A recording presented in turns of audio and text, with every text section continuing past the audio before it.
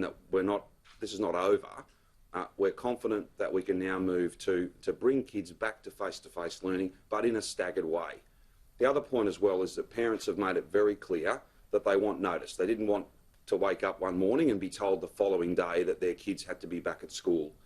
This gives parents the best part of 2 weeks' notice between each of those stages. It gives our teachers and staff, our school communities, time to prepare to do this properly. But I'm very pleased to be able to confirm that from the 26th of May, our youngest students and our senior students, and from the 9th of June, everyone in between years 3 to 10. Now, just a couple of points before I ask James to add to my comments and some of the specific arrangements we'll put in place around cleaning, hygiene, some of the ways in which school will look a bit different once we go back. I also want to make the point that if it weren't for the contribution that so many parents have made, then we would not be in the position we're in today. And I thank every single parent for their contribution, keeping their kids at home. But as we move to this new phase, there will still be some parents who need to send their kids to school, that is in that grade 3 to year 10 cohort. It won't work for them to have their kids at home. They'll still be able to do that, even though the rest of the grade 3 to year 10 group are not at school yet. So those arrangements are unchanged. If you're an essential worker, if your own circumstances mean that you can't have your kids at home, just as applies now, you can send them to school, you'll be able to do that as well.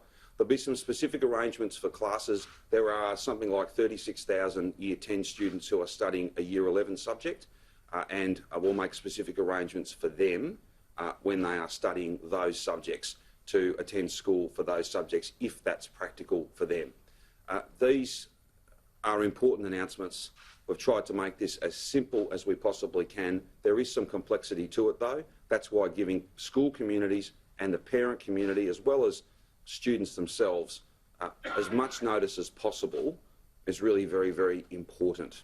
Just finally, before I ask James to add to my comments, there's been a lot of public debate, and there's nothing wrong with having debates about these things. They're very important matters about when timelines would be announced and when we would start to see our kids go back to school.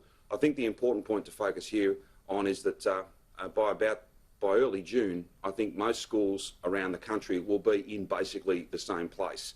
So we've protected our health system, we've all made sacrifices, we've delivered a set of numbers that are the envy of the world, and now it's appropriate to take cautious steps, staggered, graduated steps to get our kids back to school. It's safe to do that.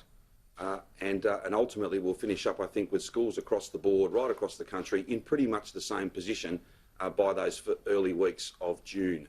Can I thank the Deputy Premier and Education Minister, and through him can I thank teachers and staff, parents, students, entire school communities who've given a lot these last 4 weeks. It's no small thing to have 97.5% of kids educated at home. It's been very challenging, I know that, and I'm very grateful for the contribution that so many have made and will continue to make as we move back to face-to-face learning.